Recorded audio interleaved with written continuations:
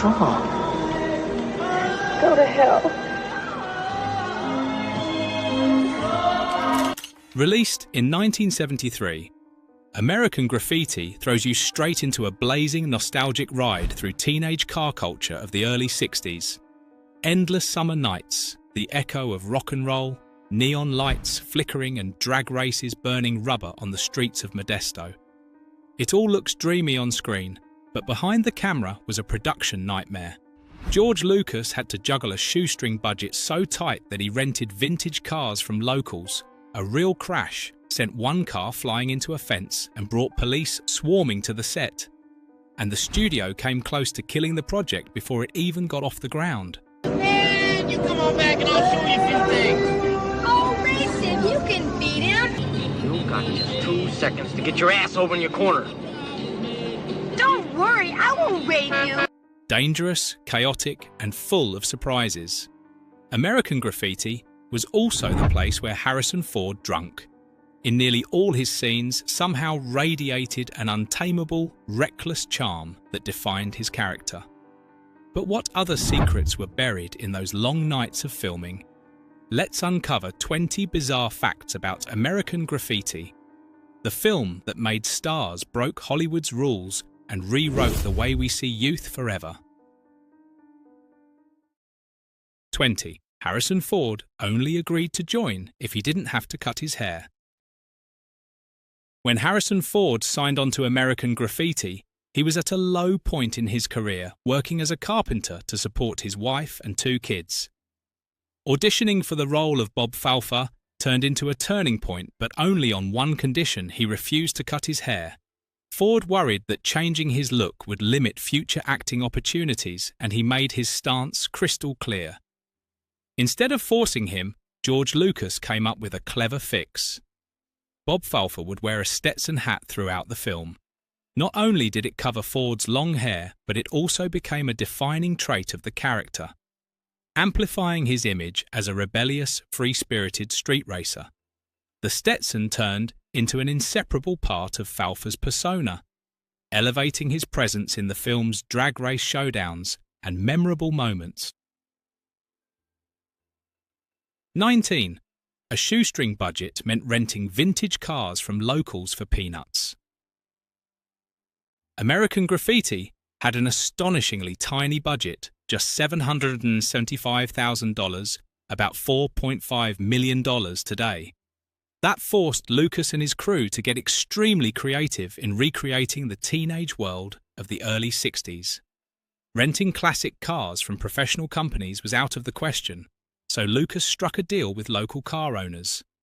For just $20, $25 per car, plus a free meal, he assembled an authentic lineup of 1955 to 1962 machines to bring Modesto's cruising scene to life. Over 300 cars from Ford Thunderbirds to Chevrolet Impalas, along with coupes and sedans of the era, rolled into Petaluma, transforming the small town into a drag racing paradise. These weren't just background props, they roared through high-speed sequences, delivering raw authenticity on screen. Local gearheads even volunteered as stunt drivers, racing on set and off, infusing the film with the exact noisy, unpolished energy Lucas wanted. 18. Filming only happened at night and it was brutal. The shoot was nothing short of punishing for cast and crew alike. The entire film was shot over 28 consecutive nights, with filming running from 9 p.m. to 5 a.m. to capture the nightlife energy of teenage drag racing and hangouts. To achieve the film's luminous nighttime look, Lucas recruited legendary cinematographer Haskell Wexler as a visual consultant. Wexler, who worked unpaid, flew from Los Angeles to Petaluma nightly and stayed until dawn. He later recalled, "I was so exhausted, I told George, just point me in the right direction and I'll shoot." The grueling schedule took a toll. Cast members suffered from exhaustion and chronic sleep deprivation. Ron Howard described the experience bluntly. "It was like living in a vampire movie." What do you think? Could you survive working nights non-stop for a month? 17. Wolfman. Jack recorded his lines in a bathroom. Wolfman. Jack, one of the legendary DJs of the 1960s, had become a symbol of teen rebellion through the airwaves. However, when invited to appear in American Graffiti as himself, he refused to show up on screen. He insisted that his mystique existing as an invisible voice on the radio was the very essence of his appeal. Director George Lucas initially agreed to this condition, but later surprised Wolfman Jack by arranging a scene where Kurt comes face to face with him. At first, Jack resisted, but eventually he gave in, delivering a performance that was both charming and self-deprecating. The moment not only shattered the illusion, but somehow preserved the magic, giving audiences the rare thrill of seeing the legend step out from behind the microphone. In a quirky twist to achieve the eerie echo effect of his voice in the scene where Kurt calls into the radio station, Wolfman Jack recorded his lines in the bathroom of the film crew's trailer. With no budget for a professional sound studio, he used the natural acoustics of the small space to create his signature haunting resonance. George Lucas called it a dirty but sexy trick, and the result gave audiences chills with its ghostly midnight vibe. Though his screen time was brief, Wolfman Jack left an unforgettable impression. Did you enjoy his appearance in American Graffiti? Let me know your thoughts in the comments below. 16. A real car accident on set led to a police investigation. A genuine car accident occurred on set, forcing the production crew to face an investigation and handle the situation delicately. During the drag race scene between John Milner and Bob Falfer, one of the background cars lost control and crashed into a fence in Petaluma. The incident prompted local police to cordon off the filming area for an investigation, causing a serious disruption to the shooting schedule. To avoid having the film's permit revoked and to keep production moving, director George Lucas had to negotiate with the local police. He invited the entire police team out for burgers at the Real Mel's Drive-In, a landmark also featured in the film. In return, the officers agreed to overlook the accident on the condition that the crew would no longer hold off-the-clock drag races. The deal saved the shoot and left the team with one of the most unforgettable behind-the-scenes stories of the entire production. 15. Ron Howard didn't want the role. Ron Howard, still remembered as Opie from The Andy Griffith Show, hesitated before accepting the role of Steve Bolander. He feared another clean-cut teen role would trap him in typecasting. Lucas convinced him otherwise by pitching the film as a poetic coming-of-age story, more art than popcorn flick. Howard agreed on the condition that Steve's character would be written with more nuance. Howard actively helped rework some of his lines to avoid making Steve a one-note good kid. Instead, he pushed for Steve to reflect a young man wrestling with identity and life choices. His performance ultimately won praise, and ironically laid the foundation for Howard's eventual leap into directing. 14. Lucas's co-writers hated the ending. American Graffiti closes with a series of title cards revealing the fates of the main characters after that fateful summer night in 1962, delivering an unexpected and somewhat grim finale. John Milner was killed by a drunk driver in 1964. Terry Toad Fields went missing in action in Vietnam in 1965, while Steve Bolander became an insurance agent and Kurt Henderson moved to Canada to work as a writer. Co-writers Willard Hoyk and Gloria Katz, who had worked closely with George Lucas from the earlier stages of the script, were deeply unhappy with this choice. They felt that revealing only the destinies of the male characters was unfair and too bleak compared to the otherwise vibrant tone of the film. Hoyk and Katz pushed Lucas to reconsider, but stubborn like many of his characters, he refused to budge. The ending sparked debate over both its emotional weight and artistic intent. Some critics, like Pauline Kael, argued that ignoring the female characters' futures was dismissive and reflected Hollywood's storytelling biases at the time.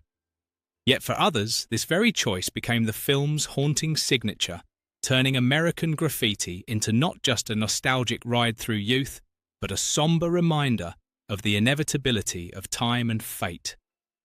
What do you think of American Graffiti's ending? Do you love it or find it too harsh? Let me know in the comments below. 13. Lucas used real graffiti font from Modesto walls for the film's poster. When designing the poster for American Graffiti, George Lucas chose a hand-drawn font inspired by actual graffiti he'd seen scrawled on walls in his hometown of Modesto. It wasn't just an aesthetic choice, it was a statement of authenticity, embodying the rebellious youth spirit of the early 1960s. But Universal Pictures hated it so much that they sent Lucas a list of 50 alternative titles, including Rock Around the Block and Another Quiet Night in Modesto. Lucas refused to compromise, holding firm to the original design and title, which ultimately became iconic. His insistence proved visionary. The graffiti-style logo became inseparable from the film's identity and seeped into pop culture. Even the smash hit sitcom Happy Days borrowed the same design for its opening credits, showing just how far-reaching American Graffiti's influence spread in American media. 12. Paul Le Mat was nearly arrested for test driving a drag racer off-set. Paul Le Mat, who played John Milner, trained with real Modesto drag racers to bring authenticity to his role. But one night off-set, Le Mat borrowed the film's black 55 Chevy to sneak into an actual street drag race. His stunt caught the attention of local police and he was nearly arrested. George Lucas had to personally apologize and pay a $200 fine to smooth things over. Even so, Lucas decided to keep Le Mat in the cast, saying he was living exactly like John Milner. That authenticity paid off. John Milner's bright yellow 1932 Ford Deuce Coupe went on to become one of the most legendary cars in American pop culture, symbolizing teenage rebellion and car culture of the 60s. The drag race between Milner and Bob Falfa Harrison Ford remains one of the most iconic moments in the film. Do you think Paul Le Mat embodied John Milner perfectly? Drop your thoughts in the comments below. 11. Suzanne Somers prepared for hours despite only 3 minutes of screen time.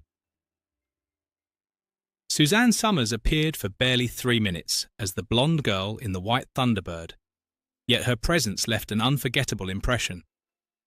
With only one line of dialogue, "I love you," she poured extraordinary effort into creating an aura of mystery and allure. Somers spent hours practicing in front of the mirror to perfect the dreamy smile and gaze Lucas demanded, capturing the spirit of a romantic summer muse. Because the production's budget was so tight the crew couldn't provide wardrobe or makeup. Undeterred, Somers bought her own white dress and hired a personal makeup artist. Her dedication paid off, giving Kurt Henderson's storyline a haunting and magical touch. Just 3 years later, Somers skyrocketed to stardom as Chrissy Snow in the hit sitcom Three's Company. 10. Music consumed 10% of the film's budget. George Lucas believed music was the soul of American Graffiti. To capture the authentic teenage atmosphere of the late 50s and early 60s, he spent around $80,000, more than 10% of the entire budget, securing rights to 42 classic rock and roll hits from 1955 to 1962, including tracks by Chuck Berry and Buddy Holly. At the time, Universal Pictures balked at the cost and suggested using cheaper sound-alike recordings. But Lucas refused to compromise. The gamble paid off. The soundtrack album 41 Original Hits from the Soundtrack of American Graffiti was released in August 1973 and became a phenomenon. It reached number 10 on the Billboard 200 and went triple platinum in the US, selling more than 5 million copies. Did you love the music in the film? Share your thoughts. 9. The crew was kicked out of town after just one night of filming.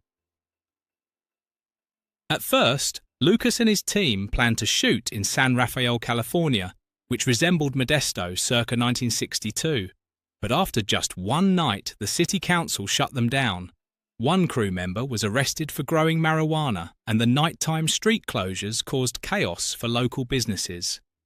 Complaints piled up, and the production was forced to leave.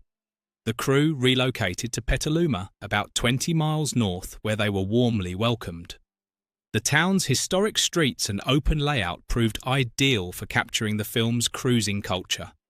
Many of American Graffiti's most iconic sequences, from neon-lit cruising to the climactic drag race, were filmed in Petaluma, cementing the town's place in movie history. 8. Cindy Williams and Ron Howard dated off-screen but broke up due to the grueling schedule. Ron Howard and Cindy Williams. The two leads of the film developed a real-life romance during production. Their relationship blossomed from the intimacy on set, where they portrayed teenage love stories under the neon glow of Mel's Drive-In. However, the grueling all-night shooting schedule and relentless workload quickly wore them down, and their brief romance ended as dawn broke.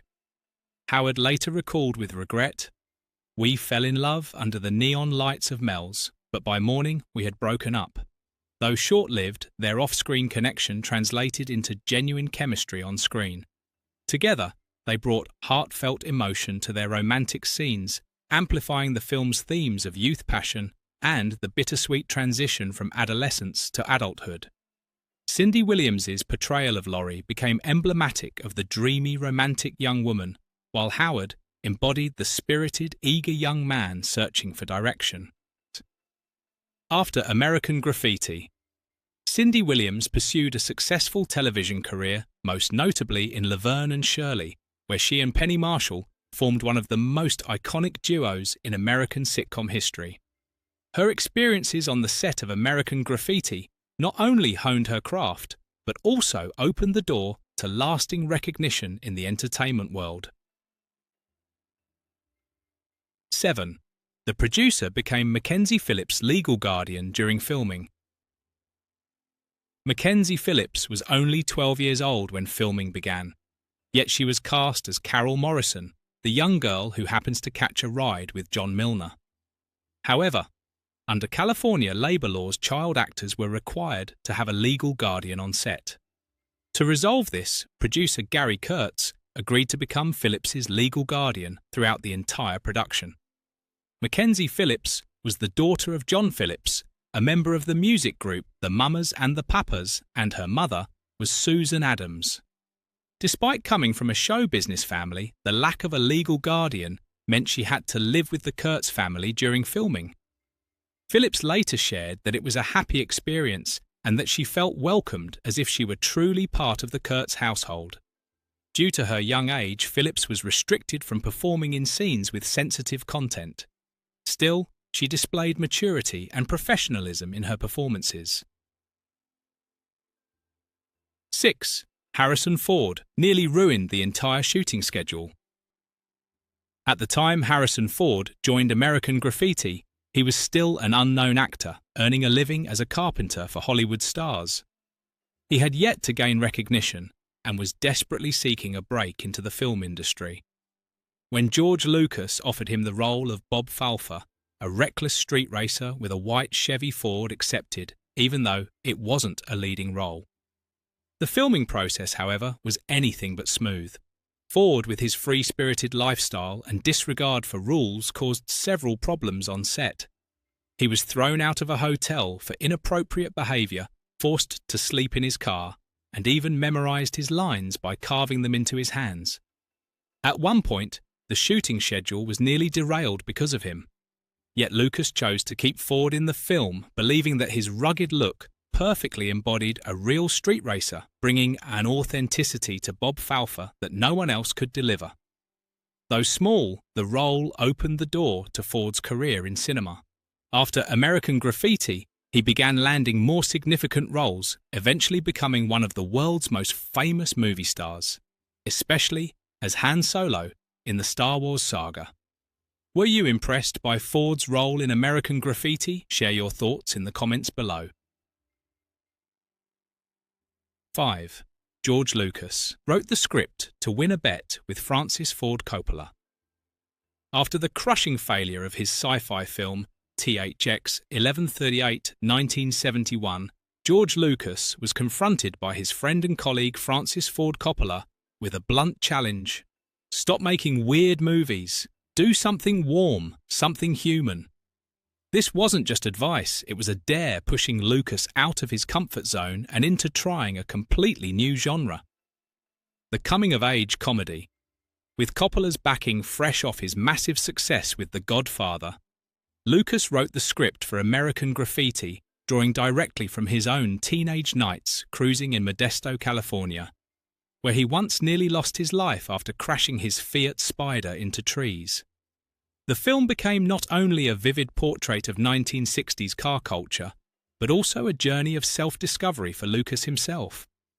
The character Kurt Henderson was inspired by Lucas's own college years at USC, while John Milner reflected his youth spent immersed in cars. Even the nickname Toad was a nod to his high school days. 4. Richard Dreyfuss almost died on set. Richard Dreyfuss, who played Kurt Henderson, came dangerously close to death during what seemed like a simple scene. Kurt was supposed to jump into a moving car, but a stunt driver miscalculated, causing Dreyfuss to slip and nearly get run over. The wheels missed him by inches. He escaped with only a bruised hip, but the scare was so severe that Lucas reshot the scene using a dummy to avoid risking Dreyfuss's life again. Later, Dreyfuss admitted it was the first time he'd ever faced a serious accident while filming. 3. George Lucas forced the cast to live their roles off-camera. Lucas didn't just want American Graffiti to look like a story about teenagers, he wanted it to feel authentic. To achieve this, he made the actors embody their characters even when the cameras weren't rolling. Richard Dreyfuss had to act anxious and bookish in public, while Harrison Ford roamed around San Rafael and Modesto in character as Bob Falfa Cowboy Hat on blasting rock music in the black 55 Chevy so convincingly that locals mistook him for an actual street punk. The blurred line between actor and character gave the film its striking realism. Even the cars became characters. John Milner's iconic yellow 1932 Ford Deuce Coupe was rescued from a rusting junkyard, no seatbelts, no AC, barely road legal. Customizer. Richard Ruth rebuilt it into a low-slung V8 monster that roared with style and menace. It became a star in its own right, worshipped by fans and copied by collectors across America. The car might have rotted away in obscurity had Lucas not revived it for the film. 2. The sequel was a total failure. The 1979 follow-up. More American Graffiti was a disaster. Lucas, though not directing, still exerted control from behind the scenes. The film experimented with multiple aspect ratios to represent different historical eras from street protests to the Vietnam War, but the fragmented storytelling destroyed its rhythm and charm. Lucas wanted to show the turbulence of the late 60s, but the bleak tone, heavy-handed themes of war and protest and segmented structure stripped away the joy and neon magic of the original. The result was a commercial flop, earning only a tenth of the first film's box office. The failure proved that Lucas's nostalgic vision of youth was best left untouched in the original classic. 1. Charles Martin Smith's real scooter crash made the final cut.